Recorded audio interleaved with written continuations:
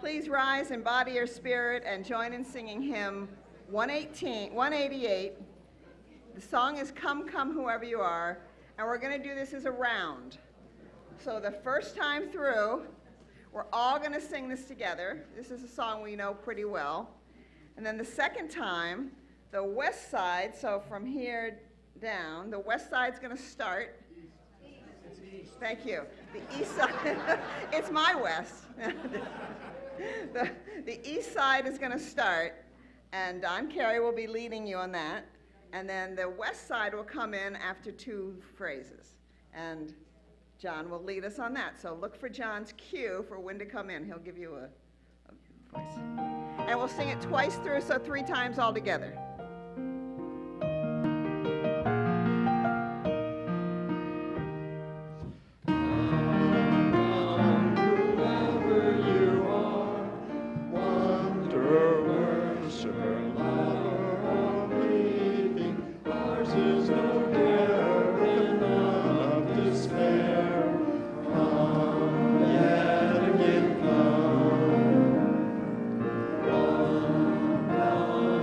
Come,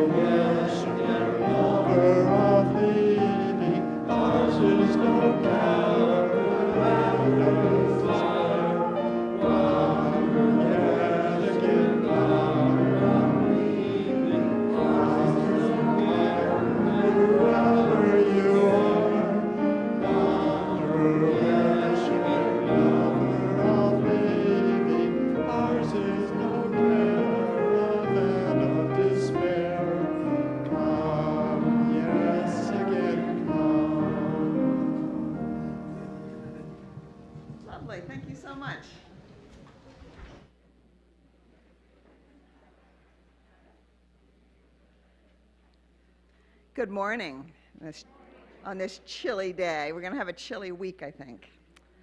I'm your worship leader today, Mary Lou Casadevall-Keller, Vice President of the Board of Trustees of the Unitarian Universalists of Sarasota. I'm also part of the Worship and Music Committee that organizes the Sunday services when our minister is out of the pulpit. He is here today, though. Thank you, Jay. Jay's been out of vacation, well-earned vacation week, but he's here. I invite all of you to get involved in any of the 50 small groups that we have here. Find one that interests you and join in. From social justice issues to singing. The choir sings some great stuff on Christmas Eve, so please join us. Very non-traditional, I love it. To welcoming visitors and old friends. There's a place here for you in a small group. We especially want to welcome our visitors both on campus and over the live stream. We invite visitors to participate in all of our events. We invite you to find out more about us and Unitarian Universalism by registering on our virtual guest book, which you can find via a link on the homepage of our website at UUSRQ. If you're here in person, there's a sign-up sheet for visitors at the welcome table back there. If you sign up, we will send you our weekly newsletter and Zoom links to our virtual events. We invite everyone to join us for refreshments and conversation after the service in the courtyard. And across the way, there's a members' art showing. Check that, too. Members, please be sure to greet any visitors on your way out of the service today. They will have on the paper name tags, and first-time visitors have the red borders on them, so you know if someone's here for the first time. You never know who might become your new friend. We're going to try to have only one service this season, but we need all our members' help. Please try to sit in the front rows and fill in those middle seats so that visitors can find seats together when they come. Jay just moved over. Thank you, Jay. Good modeling. Oh, and we had Thanksgiving on Thursday. We had a wonderful meal here, and I want to thank, who was here at the Thanksgiving meal? Raise your hands. Yes. Who was? Yes, many of us, and many families as well, and I want to thank Catherine Bonner, who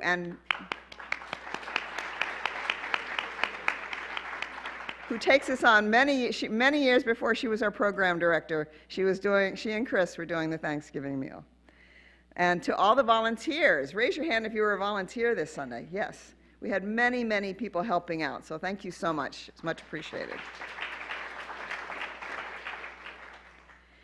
And in the spirit of Thanksgiving, the Social Justice Committee is collecting for 2 Special Olympians in our area who lost their home goods in recent hurricanes. We had an overwhelmingly positive response last week. By the time I got to the table, most of the items had been scarfed up. I had a piece of paper with them on them. So thank you so much. But I've had several people ask me how they can help now that the items have been taken care of. So Bill Delgano is here. Bill, raise your hand. The handsome young man in the white beard. He'll be staffing the table in the courtyard where you can contribute to their expenses. Thank you to those who stepped up last week and to all in advance for your generosity to these special athletes. They are overwhelmed. It's very nice. Nice response. Today is the last day to pay for your BidFest items in person. There is a place in the courtyard on the east wall. I got it right that time. Thanks to the workers and the buyers. We had a great success. We raised $32,000 in that range. Fantastic. All right, and today, yes, it's a big effort. And today is New Member Sunday, the first Sunday of every month. Is for those who want to become members of UUs of Sarasota. After the service, please go to the minister's office in the Lexau wing, and there's a short ceremony, and you sign the member's book. And now it's my pleasure and honor to introduce our speaker, Corinne Zepeda, and her sister, and our guest musician, Serena Zepeda.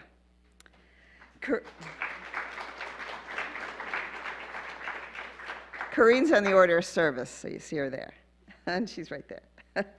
Corinne Zepeda is a Tampa-based Seminole artist, I wrote through this, activist and cultural teacher. She grew up in Naples, Florida with her multicultural family, and her mother and father are here today. And she's been learning different traditional teachings from them ever since. Her skills have either been self-taught or learned through family members. She's had her work on display, on exhibit throughout Florida, including at the Ringling Museum of Art, where Mary Ann Bowie and I met Corinne and had a chat, and turned out she could do a sermon, was willing to try to do a sermon, so we're excited to have her here today. She's been at the Pulaski Museum and Sculpture Gardens in Winter Haven, and most recently at the Tampa Museum of Art. Mary Ann Bowie and I met Corinne at Ringling. Yeah. So impressed, we wanted to share her work with all of you. Her work includes digital art, textiles, beadwork, doll making, painting, and basketry. She even made her own jacket, all of which tell a different story. Corinne has recently been teaching across the state about Indigenous people and their prominent role, not only in society, but also in the art space. She attended the UU of Greater Naples from birth to 18, and she was the president of the youth group for her 4 years there, and she often visits when she's down there. Her sister is our violinist today. She's Serena Zepeda, a 22-year-old member of the Seminole Tribe of Florida. In an attempt to pass down culture, she's recently picked up the art of storytelling. Serena studied at the University of Vermont, earning her degree in elementary education with a minor in education for cultural and linguistic diversity. She graduated the winter of 2022, so she's, where is she? She's over there. There she is. You'll be seeing her in a second. She also grew up in the Unitarian Universalist congregation of Greater Naples, where her mother is an active member. And she also served as the youth group president from 2016 to 2020. So they're 5 years apart. You dominated that youth group. Okay. Welcome, Corinne and Serena. We're honored to have you join us here today.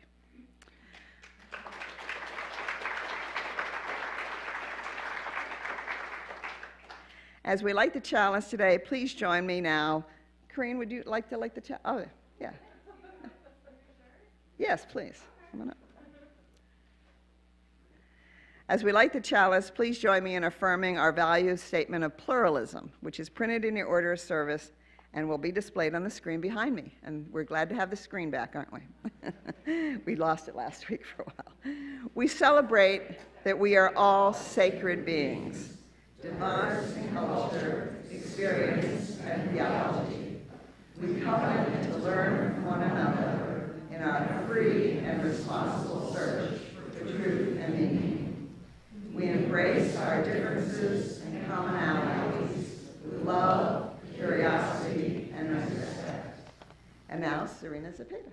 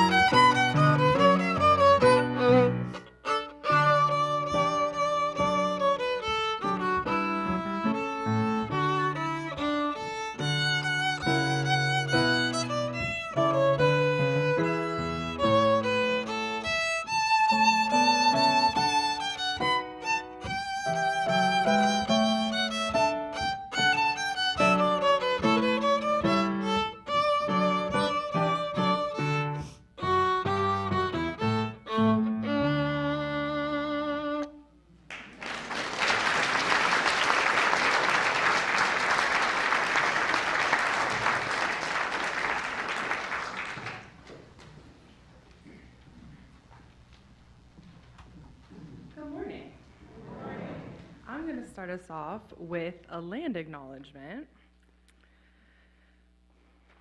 Okay, so today I'd like to acknowledge that we are on what we like to call Turtle Island, or North America.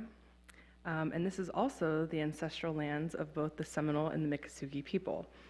What I would like to do is encourage everyone here today that once you're done, hopefully you learn a little something from me and I'm not too boring, but go home and research, see what kind of land you're on. There's a lot of different websites out there where you can type in your address and see whose ancestral land that you occupy. So we would just like to make aware whose land we're on today, and that is my ancestors' land.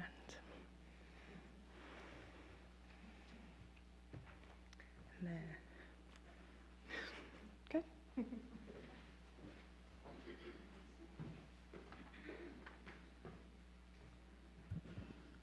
I'm not as tall. So today's story is The Rabbit, the Coyote, and the Owl, written by me. So many, many moons ago, there were 3 friends. There was Rabbit and Coyote and Owl. And I know this is an unlikely friendship, but it's only unlikely because it's just not something you're used to. They were great friends, and they would spend their days and their evenings together enjoying life and great conversation about all kinds of things. One evening, the 3 of them were looking up at the night sky when Rabbit said, "You know, we should have a symbol that represents our friendship so that all will know what good friends that we are when they see it." So both of his friends thought this was a wonderful idea, and they quietly looked at the night sky to contemplate what symbol would be good. All of a sudden, Rabbit jumped up and pointed to the sky in excitement. "That's it! Don't you see it? Do you see the big rabbit in the sky? People will see the big rabbit and know how much he cares for his friends, Coyote and Owl." Both Owl and Coyote looked at him skeptically. Coyote then spoke up. "Well, I see a coyote in the sky. Do you see it just there?" As he pointed upwards. "Everyone will see Coyote in the night sky howling to the world about how Owl and his rabbit are his friends." Well, Owl, not to be outdone, said to his friends, "Well, I see an owl in the sky just there. They will see that owl in the night sky keeping watch on his friends, Rabbit and Coyote, and their happiness." Well, the 3 friends talked and talked and talked, and they could have been UUs, I don't know. But anyway, they talked about what would be the best symbol of their friendship when Owl piped up, "Well, since we cannot decide, how about we go ask the Great Spirit to help us?" "Well, how are we going to find the Great Spirit?" asked the Rabbit. "Well, I think the North Star can guide us to him," said the Coyote, "so let's follow the star." So the 3 friends headed out following the North Star. They walked through the cool night and slept during the hot days for a week until Rabbit finally yelled, "Look, up there on the mountain, I see a fallen star." Well, as close friends are wont to do, Owl pointed out that it wasn't a fallen star, but just a campfire. But the 3 friends agreed to see what the fire was all about. So when they reached the fire, there was a woman sitting quietly looking at the night sky. "Excuse me," said Coyote, "are you the Great Spirit?" And the woman looked at the friends and said, "No, I'm just a woman who is wise in the ways of the earth and sky. What is it that you need?" So the 3 friends told the wise woman about their dilemma. Finally, the woman spoke, and she said, "I see that you are great friends. Each of you is different, but you care for each other. And when you look into the night sky, you each see yourselves, but you can also see the stars that you have in common, right? Great friendship depends on using eyes like owls to see each other, and ears like rabbits to hear each other, and the voice like coyotes to express your thoughts and feelings honestly. So use these things to find your symbol among your common stars." So the friends moved to the next ridge and did just that. They discovered a symbol together. Eagerly, they returned to the woman to thank her for her wisdom. You have done well, said the woman, for your symbol of a teepee resembles so much that is good in life. Each of you is a pole around which you wrap your love and care.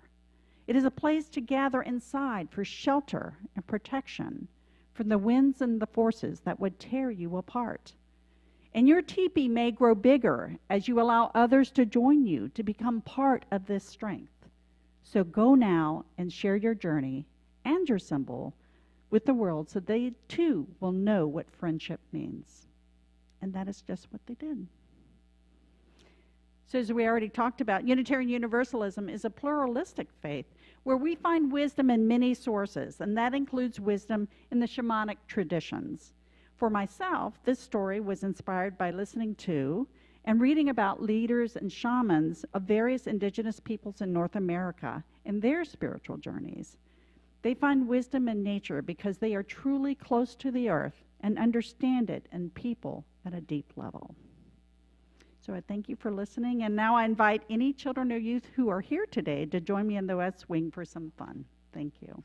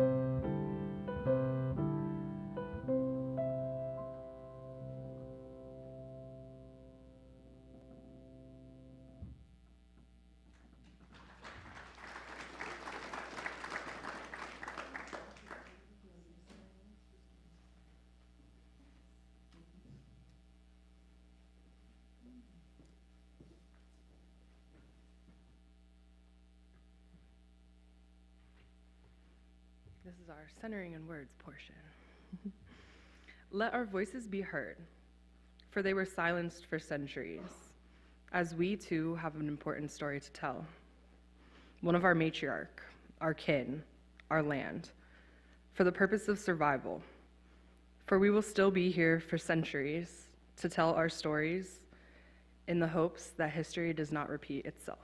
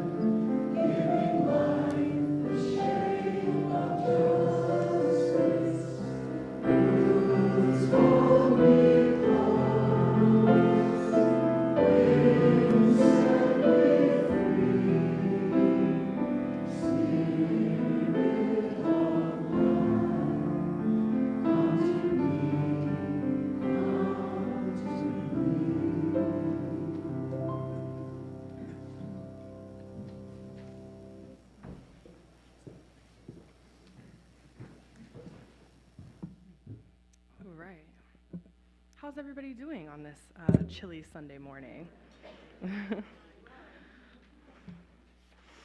So our first little bit, I'm going to talk a little bit about Indigenous spirituality. There'll be some opportunities for you guys to also share or answer questions. But a little bit about myself. I'm Corinne Zepeda. I just turned 27 last week.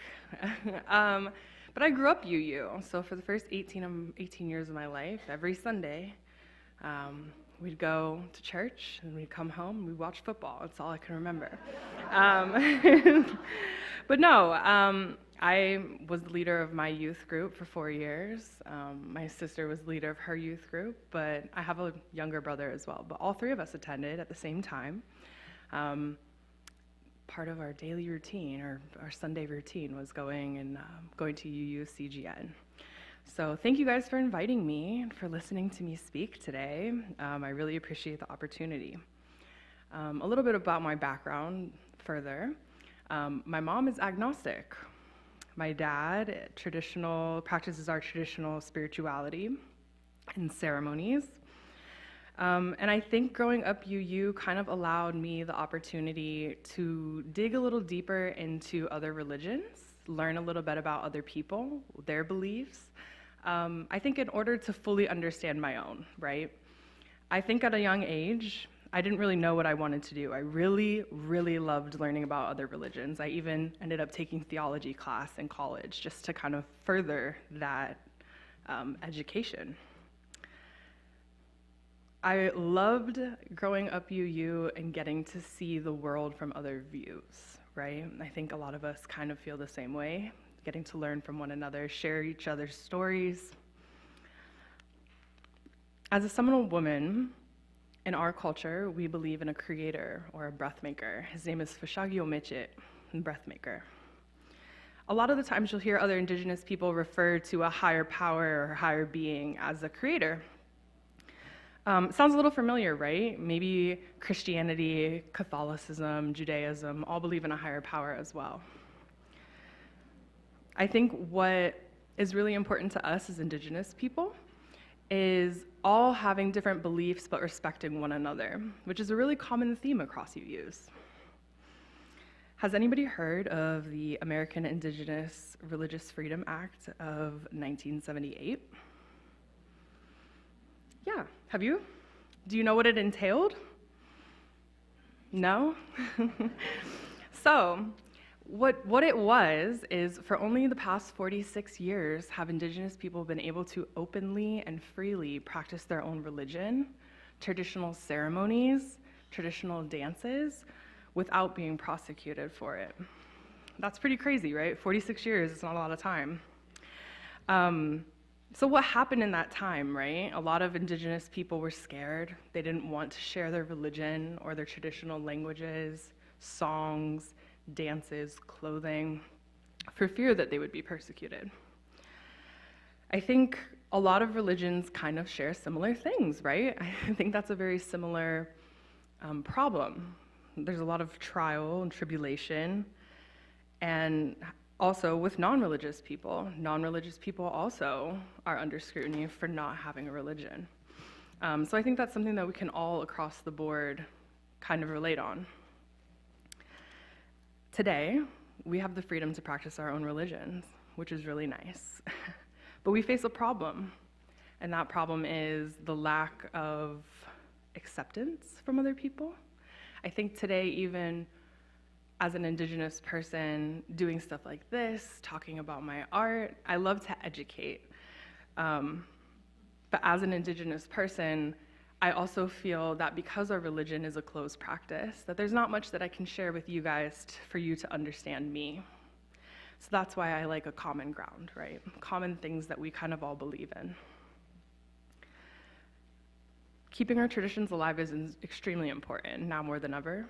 I think as somebody who's learned a lot about our traditions, our songs, our traditional practices, whether that be culture. I know Mary Lou had kind of hinted to my art. A lot of my art is also educational, but I teach. And so doing these things kind of helps open the conversation around Indigenous spirituality, the acceptance of Indigenous people, because I'm just like everybody else in the room, right? We're all here. I grew up sitting in these chairs. I think our tribe specifically, being Seminole, we're more open to the conversation of spirituality and sharing that with others. A lot of other tribes aren't so lucky, but for a very good reason, right? Yeah. Does anybody have anything that they could relate? No? So this is a time for questions. Yeah. Yeah, there's one in the back Questions left about corner. about Indigenous spirituality.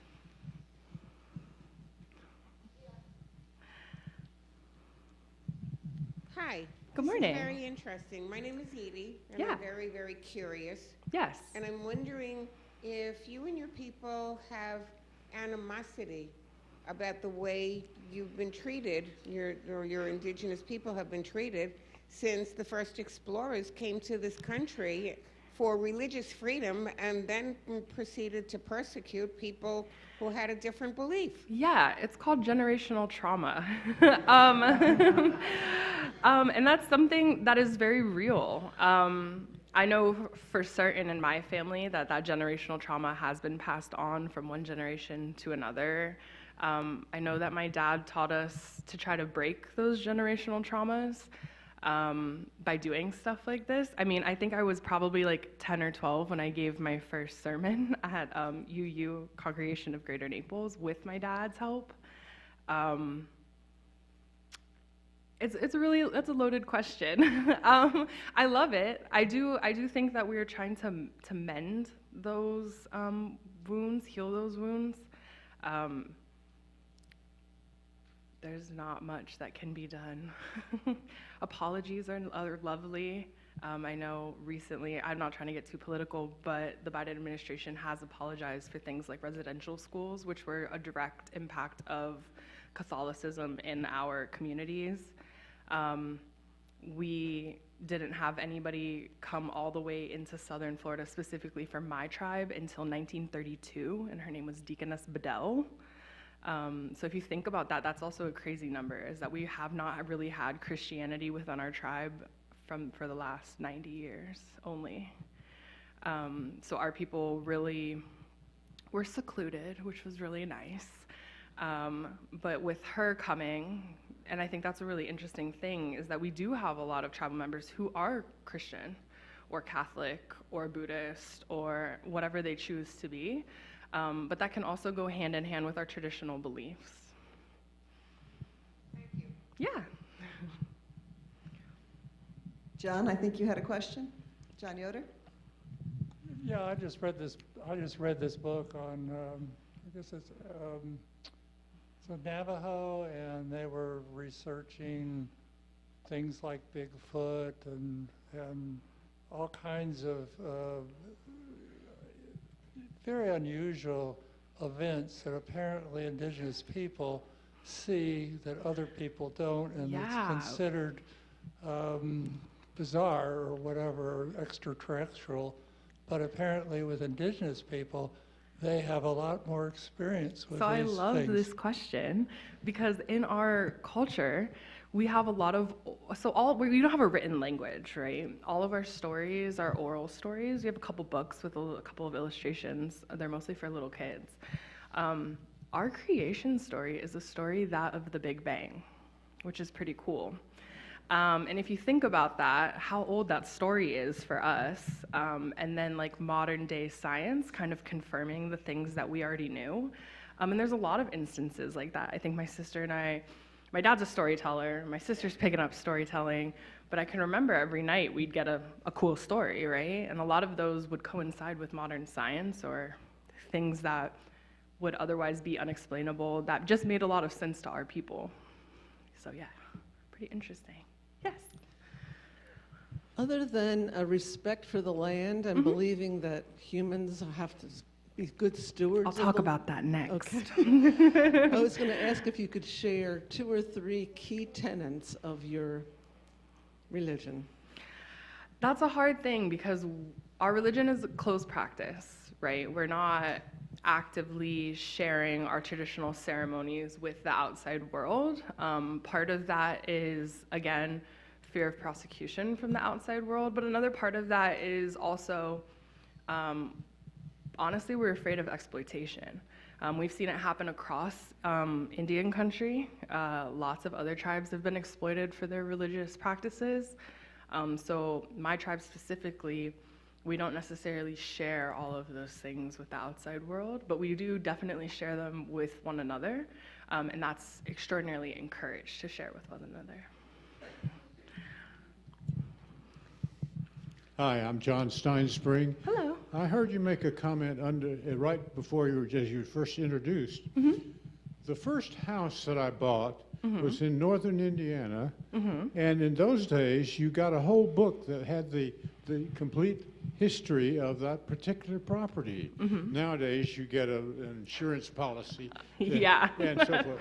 But at that time, I went through the book and I went back and discovered that the land had been stolen from the Potawatomi Indians. Yes, so And that's... that I lived in Indiana, and there were no Indians in Indiana. So- They'd all been driven off. There's And there's indigenous people everywhere, whether or not you know it or not. Well, But that's an interesting question, right? but what I wanted to ask is that I looked at that and I said, you know, I'm living on land that was stolen. And then I looked around, everything has been stolen. Correct. And now, what should I do? Should I apologize and go back to Germany or something? Or you know, No. what do I do? I think everybody in their, in their own right is sort of an immigrant to this land. Only the the term indigenous just means of that land originally, right? So there's indigenous people in New Zealand, there's indigenous people in Canada, there's indigenous people of Sweden who might look a little different than the Swedish people that you might see today. I think if you've ever seen the second Frozen, like the second Frozen movie shows the indigenous people of Sweden for the first time like ever in mainstream media. But I think you acknowledging that is the first step. Doing your research, also educating other people that you meet, like, oh, this house that I lived in one time was on, that's an amazing step. There's not one right thing that you can do at this point. But I think I'll talk about that a little bit more in my land section. I mean, we once roamed the entire state of Florida all the way up into southern Georgia and Alabama. And then to think that we only live on 6 reservations now is something. I think we have time for like 1, maybe 2 more questions. Yes. I have the mic, so I'm sorry. Yeah. Here I am. Cool. 1, 2, okay. Okay. Yes. I'm Judy Hennard, Hi. and I've been reading a lot of books. Yes. And I saw PBS has a lot of programs this week for Indigenous people, and Yes. I watched a movie yesterday. I'm wondering about your family. How did you maintain, besides your father's storytelling, your ties to the tribe? And obviously you didn't live on the reservation, but you maintained traditions Yes. and connections. I Yes. would be interested So in hearing our that. family gatherings run about 30 deep, and that's just on my dad's side of the family. That's not my mom's side of the family, who is equally as large. I can't remember not being around other indigenous people growing up. Thankfully, my dad worked on the Big Cypress Reservation when I was a child. I would go to work with him whenever I could. He worked at our tribe's museum, the Athothagi Museum. So I got to sit in, I was a museum child. I got to sit in the museum all day and read books and look at the exhibits and run around crazy. But also, I like to think of myself as like a little sponge. I try to get all the information that I can. So I'm constantly asking my grandma questions. My sister and I will be like, grandma, grandma, grandma. And she's like, okay, like, yeah, enough. But I think also our culture in and of itself is, we're very resilient people. And my dad always taught me that it wasn't about, how indigenous you are. It's about what you know. And I took that to heart at a very young age. And so I've tried to learn everything that I can about our people, whether that's through storytelling or the traditional crafts that I do or educating people. I hope that answers your question. Last one, yes. Yes, I'm Amy Martin. Hi. And I'm just one person, but I want to say I'm sorry. Oh, thank you. I'm sorry for what the, colonizers did. Yeah. And I just honor the strength and the grace that you have all mustered up and continue to have with us, which is an amazing gift to us. Thank you. And the other thing I wanted to mention was that there is a fabulous series on PBS called Little Bird. Yes. And it talks all about the Department of Family and Children Services and how they would take the children away from the indigenous families and put them out for adoption. And it might be a good adoption. It might be, oh, you're really just a hand worker at a farm. Yes. And these people all lost all of their connections. And then the courage of one person one of the family members who worked so hard to bring them together and to start to create some unity. But the trauma, the unbelievable trauma that has gone on. And then in the credits at the end, they say, today there are more indigenous children in, foster care or than any other time in history. Yes. So it is still happening at an enormous rate. Correct. And the Biden administration recently just passed an act. I cannot remember the correct name of it, but it basically states that indigenous children have to stay in indigenous households, whether that be their first related kin, somebody from their tribe, another person from a different tribe, but they do have to prove that they are native per the government standards. So we're working on it. They're working on it actively. I think. Thank you, Corinne. Yeah. Yes. And now she's going to do this in two parts. It's now time to practice the UU tradition of generosity and collect our offering. Please be as generous as you can. For those who are online or here on your cell phone, there's a link to donate in the description of the YouTube video or on the QR code that's displayed there and in your order of service. Let this sacred time begin.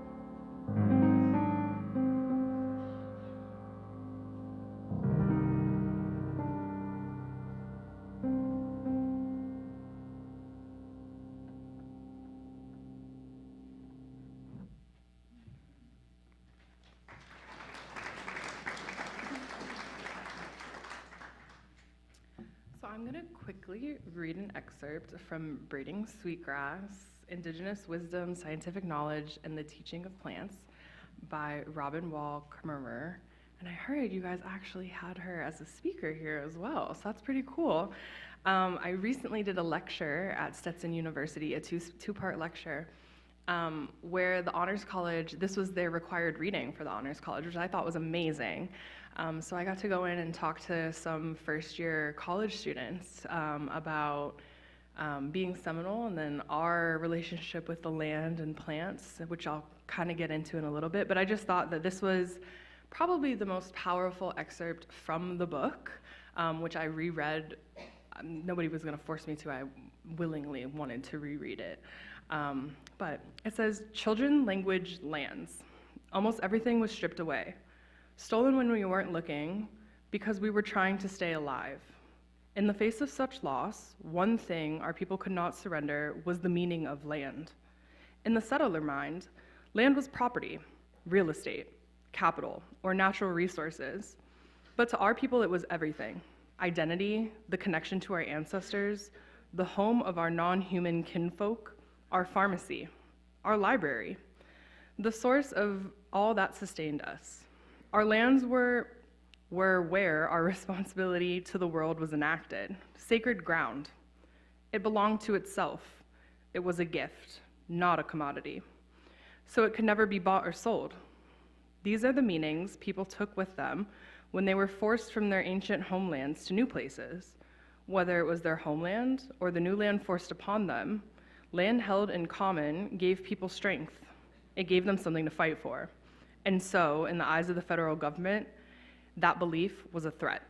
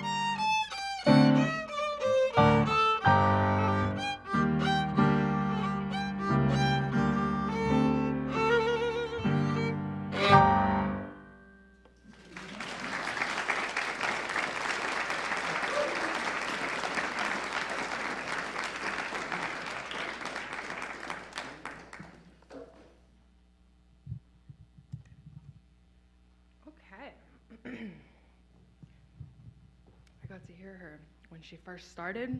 She's come a long way. I'm just kidding. She went to All States one time and I cried because I was so proud. Anyways, okay. Sorry, it's my little sister. You know, I have to brag on her sometimes.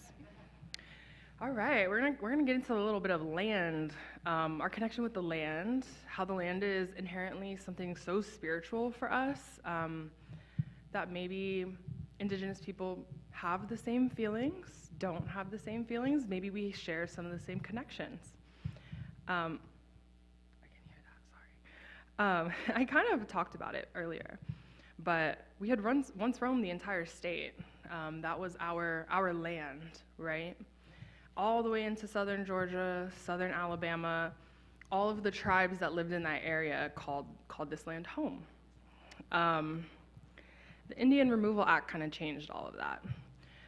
We were either forced to live on what were reservations, fight for our land, or move into what was called Indian Territory, or current-day Oklahoma. Today, we call, I think, 6 or 7 reservations home. But that doesn't stop us from caring for land that isn't rightfully ours, right? I think the importance of caring for the land, acknowledging that we only get one earth, right? And being able to care for her is super important to us as Indigenous people. During COVID, my dad, my partner, and I would often go on hikes every week. We'd meet up somewhere, go outside, be out there all day. We hiked Mayaka, which is pretty close to here. And I think oftentimes we'll be on these hikes throughout the state, and I'll stop, and I kind of just think, and I'll be like, wow, did my ancestors once walk this same path that I'm walking? Do they care for this land or use this land as a point of reference for their escape, or maybe in points of battle? A lot of times I feel that I'm more at home when I'm outside with the land, walking around. I think Hillsborough State Park is also another one of those places where I just feel like extraordinarily at home. You want to add to that? Yeah, so I lived in Vermont for 4 years, and all those 4 years I had to come down like once a month, once every other month, because it was just so hard to be away from Florida. And I really thought when I was living here, like, I have to get out, I have to move somewhere, I have to experience other cultures, just different things. And then when I was there, I was like, wow, I have to be home.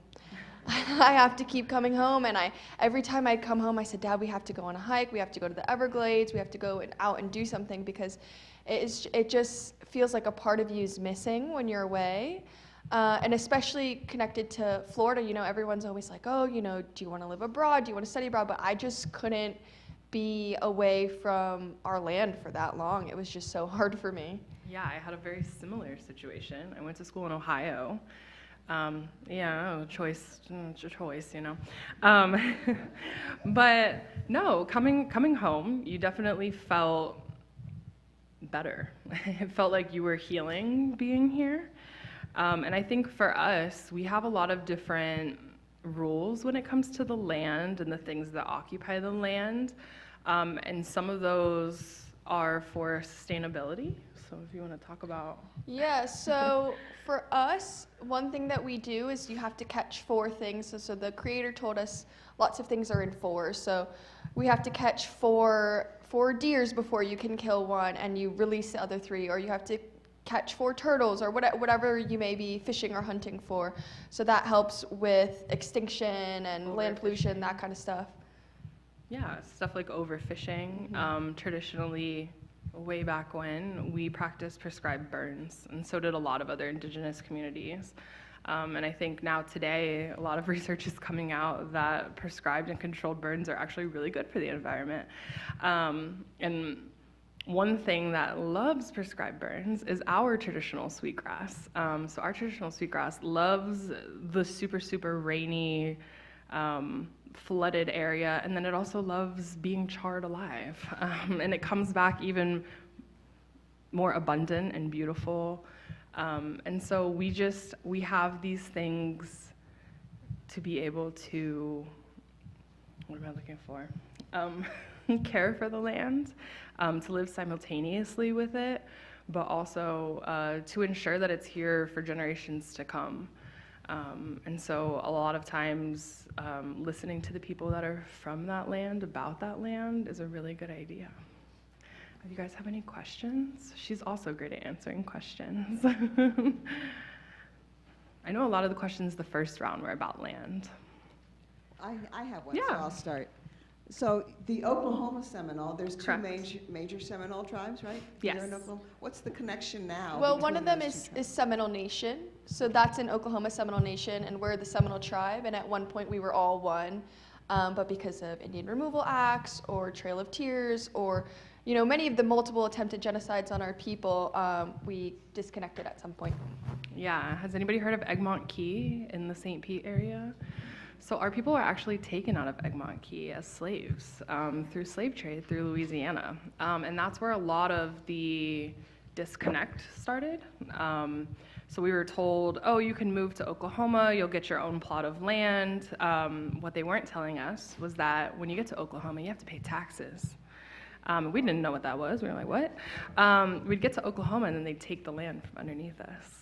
So it's pretty interesting. But today, the Seminole Nation of Oklahoma and our tribe, the Seminole Tribe of Florida, have been doing a lot of work together, that are like cultural exchanges, exchanging information between the two. Oftentimes we'll find that some of our things are completely the same and some of our things are a little different. And it's pretty interesting to see how that happens. What? Yeah. Hi. Good morning. When I look at a map of Florida, I see an awful lot of green on the map, which is of course a little misleading, but it indicates state lands or state parks. I'm wondering how you feel about our state still designating all that land as belonging to the state. Yeah, that's a loaded question too. It's interesting. It's interesting that there hasn't been any, like the current leader of our state, he tends to try to erase our history and our culture. He's introduced laws that prevent teaching it in school, which when I was in 4th grade, when she was in 4th grade, we had a whole entire section on Florida history that included talking about the Seminole people. And while I didn't always agree with it, I was in the principal's office like every other week, and they were calling my parents, asking them like, your daughter is like yelling at the teacher again. Well, but what are you gonna tell two people who know the truth?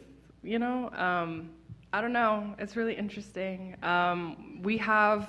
We don't have any land right usage on the state parks or county parks. We have an environmental resource department for our tribe who is actively trying to gain access to use of our own land. But that is like legislature and bills that have to be passed in order for us to even be able to harvest our traditional medicine or sweetgrass for basket making, palmetto fibers for dolls. Like if you don't have somewhere that is, we like to call it rogue gathering, pull up on the side of the road and hop out and do it and then get back in the vehicle. We'd like to have access to doing those things legally. I think that would be nice. My name is Amy Boyd. Good morning. And I was wondering, you mentioned about prescribed burns. Correct. Does your tribe or any other tribe in Florida participate in that activity? Yeah, so our tribe's fire department, we're a sovereign nation. So what that means is that we have our own fire, police, schools, medical facilities. We have our own government. Our fire department does controlled burns on our reservations to make sure that our land is safe for the drier months for summer. Yeah. Okay, I have a mic. So I don't know who's supposed to be next, but my question is about the Black Seminole community. Or is it one integrated tribe, or are they separate groupings? Nope. Here in Florida, we're all one. Pretty interesting. We were like, lived in Ohio, right? And they had an Underground Railroad museum, and I went to there the first time. Like 75% of the placards on the wall were talking about Seminole people. And our aid in helping free freed slaves, but also helping free non-freed slaves. And in doing so, we kind of had a common goal, and that was like not to be captured by the US government. And I think that really brought us together. But yeah, no, we are all integrated. We would marry them, they would live with us, we'd have kids with them. So like a lot of our tribal members today even are still what you would consider Black Seminole, but they're just Seminole. Yes. It's 11:32. So. This is more of a statement rather than a question. First of all, and I mean with all my heart, and everybody else, I'm sure, the compassion and the love that you bring is wonderful. Thank you. But my statement is this. I'm a geology teacher, and I have been for many years. And I used to teach about the arêtes, the cirques, the bacillus, the lacillus, and it was so dry. And about 30 years ago, I started going to powwows. And I started listening to the stories, and I became a storyteller. And I would go to my classroom, and I would take those stories that you taught me about the land, and I would share them with my students. And I still get letters and emails from them remembering those times. So that is the biggest goal of mine. I thought you might. Thank you. I think I can speak for both of us. My number one thing is education. So I say this about my art specifically, but when people are going into like the Ringling and they're looking at Indigenous art, that's a crazy thing. And for them to see art by Seminole creators, maybe they're going home and they're Googling and they're looking up other resources and then sharing it with other people. And I think that's the main goal. So thank you. Thank you, Corinne. And last year I was a pre-K teacher. I've been a teacher for a couple years, and I used to share stories with my kids in hopes that they would take those stories with them greater in life and think about the land and the animals and the connectivity. And I worked at an outdoor school, so it was really easy to just kind of weave my stories in. We're looking at animal tracks. Okay, I can talk about this animal. I can tell this story about how the possum got her pouch, or any of these stories that are explanation stories, but just connects my kids to Native culture, connects it to Native knowledge, connects it to the land, connects it to the classroom, and it's really easy to incorporate if you just take that one step further. So thank you. Wonderful. Thank you so much.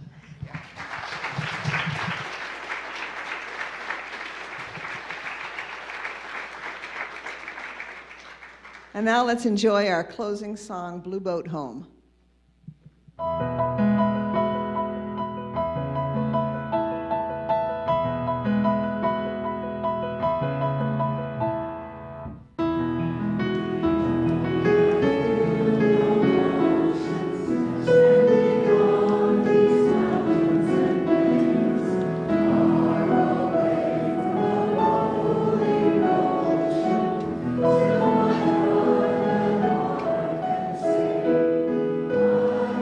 Say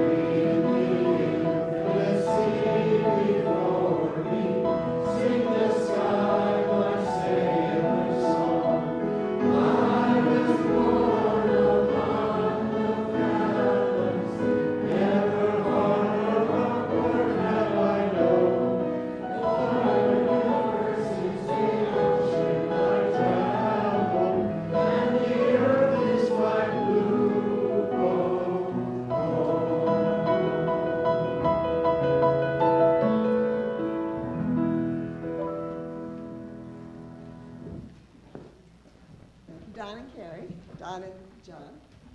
Okay. As we close out today, thank you for listening, learning, and engaging. There you go.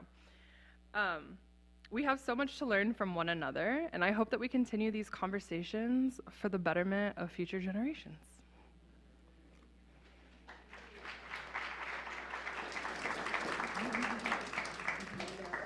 And now please join me in extinguishing our chalice. We extinguish this flame, but not the light of truth, the warmth of community, or the fire of commitment. These people carry in our hearts until we are together again. And Corinne and Serena will be here if you want to say hello to them.